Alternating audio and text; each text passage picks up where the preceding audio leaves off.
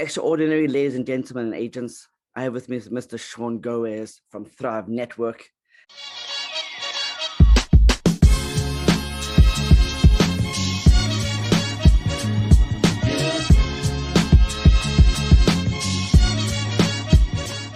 Sean, we recently had two leadership of a local franchise leave. And I'm trying to understand, there's a disconnect. I'm trying to understand what's going on, that your leaders are leaving your company. Because to me, those are influences, right? Yeah. So look, I mean, you're always going to have in real estate or in other businesses leaders that are looking for the best opportunities. So part of what you're seeing happening when you've got there locally, where you have two high profile, high functioning, high performing, recruiters, team leaders, managers, whatever, of this other brokerage, what you're seeing there, and even a little bit of their emotion as they go to the new platform with you all at EXP, right? And us at EXP, what you're seeing happening there is actually the recognition of an older business model and that life cycle versus the new one. Now, I think, that traditional franchise brokerage model that's been around since the modern era of real estate, I think a lot of those companies are going to survive, but the way they do business as they know it today, or as it has been for decades, is going to die. So this is very typical that you see at the end of a life cycle of a business like that, like a business concept like that has been working. It's just like Blockbuster, right? All of a sudden, the great store managers or the great people, the great executives that worked at Blockbuster, right, they looked up and realized, oh, I've been playing on the Blockbuster team and completely nailing it, except I've been doing this when over here I could go and work for Netflix. And it's not earth shattering. We can look at other industries like Blockbuster versus Netflix, and it seems like, hey, that makes sense, right? So that's just what's happening in real estate right now. That's why you see all of these leaders and top performers looking up at something like EXP. And sometimes I was mentioning to you, Kevin, like they feel maybe some regret or maybe some grief because they've been playing on the Blockbuster team for so long and killing it. And they're amazing, or as you would say, extraordinary individuals. They just didn't realize like they're playing on the wrong team, right? And that's not a bad thing to realize that, but they'll definitely go through some probably grief or some regret as well. Realization. Yeah, Blockbuster's not around anymore. There's like one Blockbuster up in Bend, Oregon. Yeah. So that's going to happen over time, and some companies will completely die out, right? Because their portion of the pie will get squeezed lower and lower with these economies of scale. But what I learned from another tremendous mentor of mine was, for one company to do exceedingly well, not all the other companies have to go bankrupt. Like Amazon has completely crushed e-commerce. Walmart isn't out of business. Right, exactly. Right? Exactly. Yeah. So this isn't like a hate on others kind of thing. This is coming from a place of innovation, and you called it like disruption or love and acceptance, which is, it's okay to look up and realize, oh, I don't think I want to work at Blockbuster anymore. The future is at Netflix. And a lot of people did that.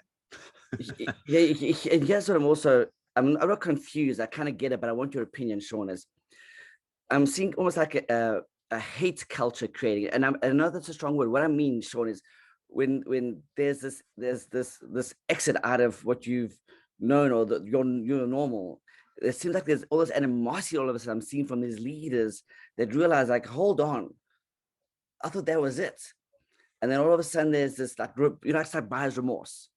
They go mad. I'm like, guys, take it easy. They're getting mad on social media. They're furious about their exit. And I'm like, so it's not a clean exit, Sean. This is like a rocky road in a bad way. So it's not positive at all, actually, the exodus that's happening. And this is, Sean, this is leadership. So this is influencers. So when they say something, a lot of people are watching. Yeah.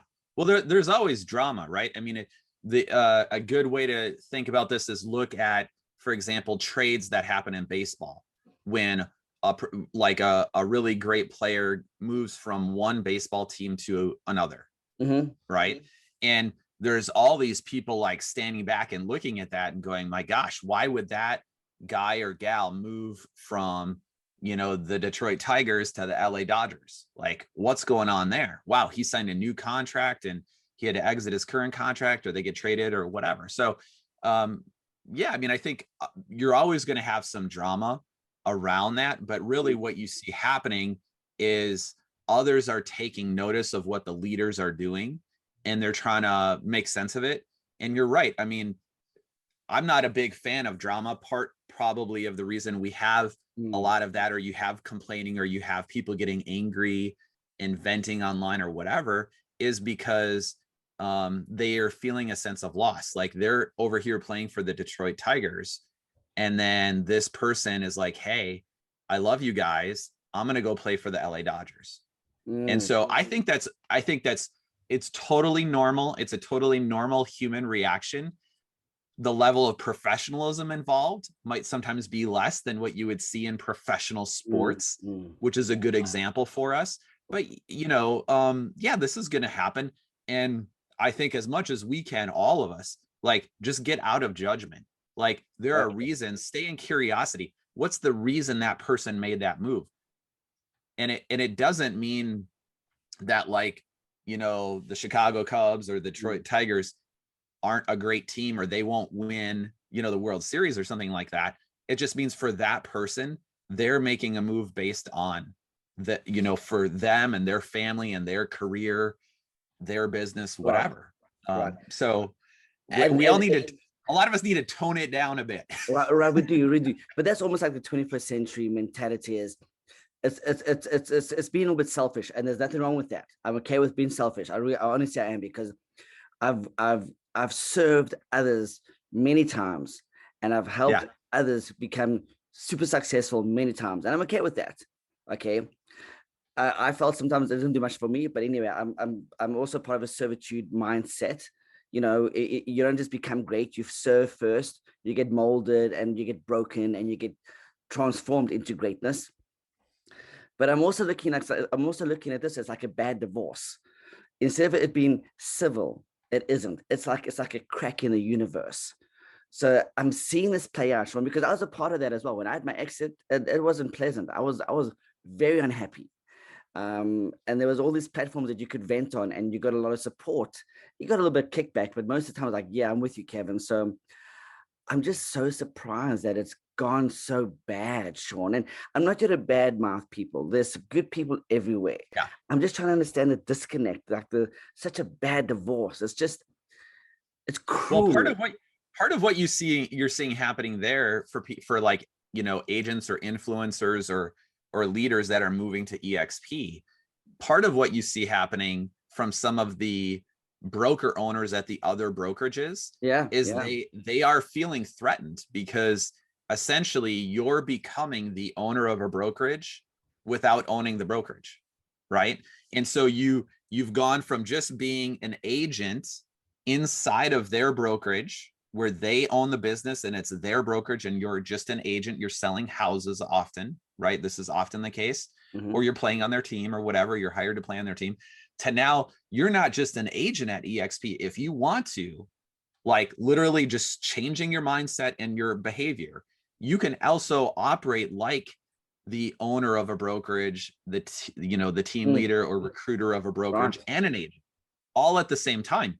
There's no friction to go anywhere in that model, which, by the way, is why me and a lot of my people, when we did 5 million in almost 5 million in GCI in the year before we merged the expansion business into EXP, that was what we realized. We realized, hey, we need more opportunity for our people. And lots of people are finding this in different ways. Right. But the traditional model of where I have to own a franchise in a protected territory in order to participate as a business owner in real estate is just, that's fading away. You can do that anymore. It doesn't exist anymore. The crazy thing is it does exist. It does exist. Well, in their world. Hey, you could probably, how many other franchises could I go and buy today that, again, if we look at the business life cycle, I could go and, I mean, I guess I could go and open a Kmart, but that doesn't mean that it's a smart investment or the best use of my time and energy. Now, I'm not comparing them all to that, but I'm saying if you're to look up, it's not surprising that you're going to get some maybe even some animosity, or at the very least, this feeling of you know, the other broker owner is going to feel threatened or something like that because they don't understand it, or quite frankly, they know you actually are going to be a competitor with them. But I think that all comes from a lack of abundance, because, you know, I choose to operate not out of scarcity, but out of abundance, which is, you know what, you can recruit, I can recruit, you can be a business owner, I can be a business owner. And you know what, there's enough for all of us. Sean, you actually just answered my next question. You answered it, because I was going to ask you, what is this lack mentality? Okay, just hear me out. Lack mentality, because I'm seeing other franchise brokerages, their entire company moving over to EXP. I'm talking the owners, the brokers, all their agents. The whole company is going over to EXP, like almost like a transition over 24 hours in a sense. It isn't that, but that's what you're seeing in a sense, the announcement, because it's not a lack mentality, it's an abundance mentality. You see, so that's why they're making that move, because they see they don't see the opportunity, Sean. They see the massive opportunity. And if you don't, sorry for you, because that's your fault, and you know you got no one to blame but you. Well, and some of these broker owners, especially in the franchises, Kevin, they've signed 5 or 10-year franchise agreements. So it's not like they could up and move with all of their people tomorrow morning. They're trying to, you know, there's a series of ways to disentangle themselves from that franchise agreement. Often what they'll end up doing is just saying, you know, oh, I'd like to sell. And as soon as international catches wind of that, and they think that franchise owner isn't just trying to exit the business, but trying to move to a different model, they'll, what we call, ice them out, which is, and I know this because I was a franchisor. Okay. The franchisor has to approve a sale from one franchisee to another if you're not up in your 5 or 10-year renewal. Okay. And this is how scared the international franchisors are, is they will not approve the next buyer. So you own a franchise and you've got 3 years left on your contract. And what can happen is they won't approve the next buyer, even though you want to sell and the other buyer is a good buyer. And so there are ways to there are ways to deal with this, you know, when you seek your own counsel. I don't give any advice on that, but I just say, you know, be prepared, because you signed a contract. Right? You better look at the terms of your contract. But that's part of what's going on too, is that that's the crazy thing that's going to happen, Kevin, over the next 3 to 10 years, as a lot of these contracts are going to come up for renewal. And guess what? You know, at some point this happened with Blockbuster, where, you know, the franchise was up for renewal, and I'm looking at that going, do I really want to renew my Blockbuster franchise for another 10 years? I'm thinking no. Right. And so sometimes it literally takes years for those highly entrenched, ingrained business leaders to decide to, or have the capability contractually, where they could realistically move over. And that's okay. That's all right. But it doesn't mean the rest of us have to wait. Right. They're already in business. So they're really smart individuals. So they get it, and they're paying attention to the competition. And, you know, like any intellectual, when they see something better, they pay very close attention. Because if somebody's working at an exponential, like vertical rate, it's like, hold on, do I want to miss that train, or do I want to jump on right now? Because the train's already taken off. It's a bullet train. I have that mentality now. I mean, you know, it's assume you're wrong. Like, I'm not looking over my shoulder all the time, but I'll look up and assess, how's our value proposition? You know, what else is emerging out there? Is there a stronger business model? That I view that's part of my obligation, Kevin, to my people. Is that if I see something that's even more disruptive. But, you know, these companies like this don't come along very often. Like, now everybody's on the, you know, on the streaming train. There's HBO Max and Paramount Plus, and I can't even keep up with all. Yeah. I mean, Netflix, the the early movers had all of the initial potential advantage. So there's something to be said for that. Same like Tesla now, at Right, Ford announces right. the F-150. Exactly. It's first to market does always win, Sean. First to market always wins. The the the It re- can, the, the rest yeah. will jump. Exactly. Look at Uber. Now we have Lyft and so forth, and there's a few other ones that have come up, but they've all died. And then of course there's SpaceX, the private, even before Jeff Bezos. Jeff Bezos is trying to catch up because he could. Even Bill Gates can't even get into the space game because Elon Musk was there first. Now they're all following, of course, because it's a huge market. It's the same thing with medicine. Why is Bill Gates in medicine? Well, it's he's not the first, but they're riding the gravy train. It's the biggest market economy in the world. I'm just using that as an example. Yeah, things like we're still going through that digital revolution, and different industries are going through it at different paces. I mean, the companies that we're used to in the car industry, like Ford and GM and stuff, guess what? They had their first mover advantage over 100 years ago when they decided assembly line is the economy of scale that we need, where we're not just building custom cars, that only millionaires can afford. Even back then, we're building cars that, Henry Ford would say, you can have any color as long as it's black. And that's because he could get a good deal on black paint and it dried faster and everything else. So you're going to see, this is the tip of the iceberg with SpaceX as an example. The real disruptor on SpaceX is going to come when they are able to deliver satellite internet to anybody, anywhere. And, a lot of us are going to drop Comcast, like a ton of bricks. Yeah, Cox and all of them, exactly. Oh, Spectrum, all of them. They're so at risk they don't even realize it because they haven't changed their path. They've gotten lazy, they've gotten fat, they've gotten, whatever you want to term that. They've taken their customers for. See if any of this sounds familiar when you look at the current state of agents dealing with brokers in the real estate industry, which is taken for granted, right? Beaten over the head with every split and fee you can think of. Forced. I mean, I know agents, they are secretly, Kevin, officing at an office closer to their home, but their broker is a franchise that's like 30 miles away. Yeah. And that's because the traditional franchise agreement says that you can't have an office in that territory unless you're officed out of that office. And I get that, but we're in a day and age where like, you don't need to do that. Like I can do business from anywhere. Why am I limited to who my broker is based on, if I live within 10 miles of that brokerage? It's just insane. So you're gonna love this. And I'm using this pretty much 80% of the time now, Sean. So with my agent attraction tool, I'm saying to them, when you try and contact your broker, this is most agents, when you try and contact your broker because you've got a question or a term in a contract, or you have a concern, or you want to know some updates on doing open houses, how do you get a hold of your broker? They say they don't even try because first of all, they don't hear back from them. If they do, it's too late, or it's the next day. They're very hard to get a hold of, and a lot of our brokers here, a lot of the offices here use the same broker, so he's covering multiple offices. He's hard to get a hold of. He's just his hands are bound.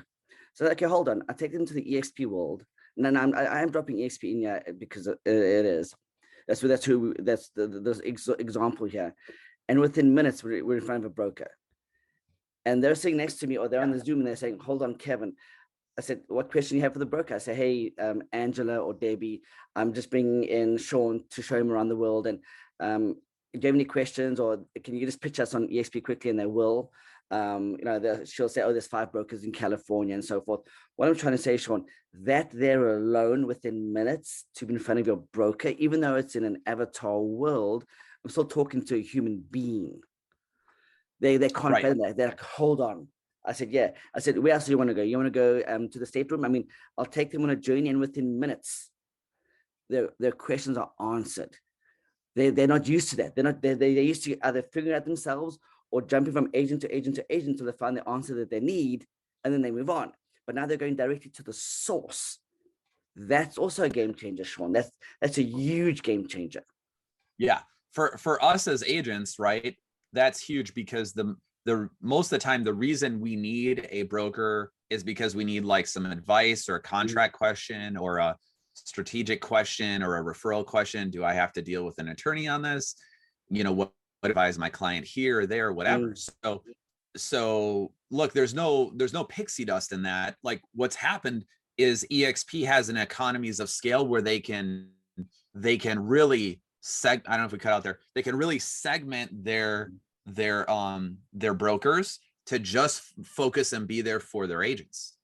Their brokers don't have to deal with rent and the building and hiring 5 other people and all the distractions that onboarding, license lookup. Yeah, think of all the stuff you used to do at a traditional franchise brokerage. You had to manage everything. I needed a team for supporting me. I needed a team, and I was only doing the regular, say 10 a month. I was recruiting 10 a month. I needed a team to support me. Once I handed that thing off, you had all these people reporting to you, and you had to meet with your MCA, and you had to, our director of first impressions didn't show up for work this morning. Now what do we do? Like all this stuff. And it was repeated. Like, just imagine you're doing that. There's like 800 other people doing the same thing every morning. I love it. Right. So there was a lot of inefficiency there. And until there was a way where that could be built in a new platform, I mean, that was the best way, right? Like the best way to build a car before the assembly line was one at a time, custom hand built. And then we developed a new way. Absolutely. Sean, I'm gonna end it there because we could be talking all day long, me and you. There's just so much. Hey guys, Sean Goerss from Thrive Network. Also, Sean has Video Rocket, which I'm using to really. I'm just come aboard his platform, and the reason I'm throwing this in there because I'm supporting Sean because his Video Rocket is between me and my business partner is the best we've seen, and it's going to really give us a lot of omnipresence online. So if you're looking for a radical exponential model to get your name out there, your brand out there, you can't go wrong with Video Rocket. Sean, thank you, buddy, and we'll speak very, very soon. Okay, looking forward to it. Thanks, Kevin. Cheers.